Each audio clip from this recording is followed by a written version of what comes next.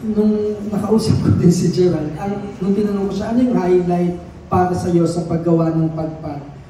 Ang sinabi niya lang ay yung makasama ka. Kasi matagal na daw kayong magkaibigan, even before pa kayo gumagawa ng movies. Can you talk about that friendship? Kami po ni Jay ay batang teatro. Nagsimula po kami, nakita po kami unang-una sa CCP, sa Tanghalang Pilipino. Sabay kaming humihiga sa carpet ng CCP, kahit bawal doon. Pinapangarap lang namin dati po itong ginagawa namin ngayon. Kumakain kami sa karinderya, hati kami ng ilang ulam lang, yung gano'n. So, kumbaga nagsimula talaga kami na, alam mo yun, parang kung mangarap, malaki talaga. Sabay kami nangangarap ng malaki dati. So, to be able to do this with him, ganun din yung sa akin. Yun yung best part of this, na magawa namin to together and ma-share namin sa inyo. Kasi karamihan ng siguro makikita namin dito, parang kami lang sa totoong buhay actually. Alam mo yun? I mean, siguro, yung personality lang ng characters baka baliktad. Baka yun lang. Pero most of it, parang kami lang. So hindi kami nahirapan. Na-excite ako at nawala na ako. Saan na ba ako? Ano ba yung sinasabi ko? Hindi, ayun. Nangangarap. Sandali. Okay. Hindi. Hindi, ayun. No, sabay kami nangangarap dati. Tapos ngayon ginagawa na namin. So, yeah, highlight po talaga siya. Na inulit ko lang yung sinabi ko kanina. So, highlight talaga siya. Ayun, thank you. Kailan daw yung Nico? Ano po yun? Ilang taon? Ano tayo?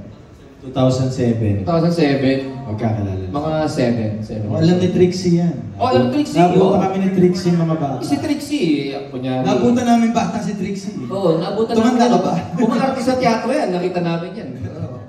Ganun. 2007. 2007. Mga after college. Mga after college. After college. Nagkakilala na kami sa teatro. Dumating ba kayo sa punto, Nico, na you'd have to encourage each other na yung mga times na parang baka walang nangyayari o walang mangyayari and you'd have to be on each other's team para lang ituloy yung karera. Dumating pa kayo sa ganun? Yes.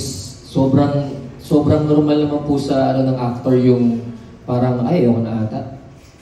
Pero tuwing magkakasama kami yung barkada namin, tuwing magkakasama kami, nililift namin yung isa't isa eh. Pare-pareho kami nagsasabi na, hindi, meron pa yan, di ba? Congrats, ginawa mo to. Kahit maliit na bagay yun, one step yun para makaakyat pa, di ba? Kung saan natin gusto pumunta.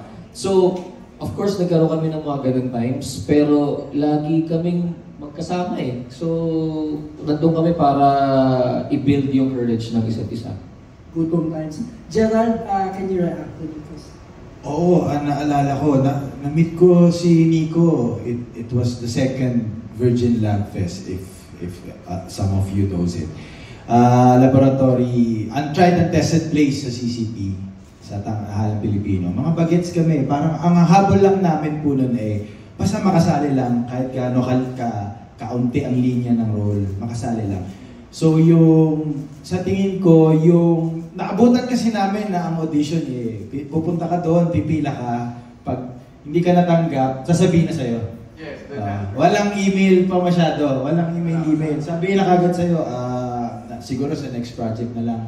So naabutan namin na hopeful ka, pupunta ka sa lugar, pagdating doon sa lugar, rejected, hopeless ka, lipat ka uli, kailangan i-uplift mo ulit yung sarili mo. Hindi, sige, next tayo, walang problema.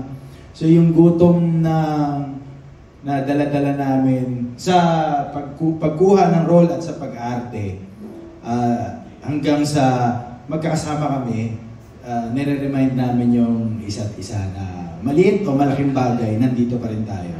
From 2007, nandito pa rin tayo. So this is such a reflection and I think a confirmation of what happened from our dreams before. Ngayon magkasama kami ni Nico sa pelikula.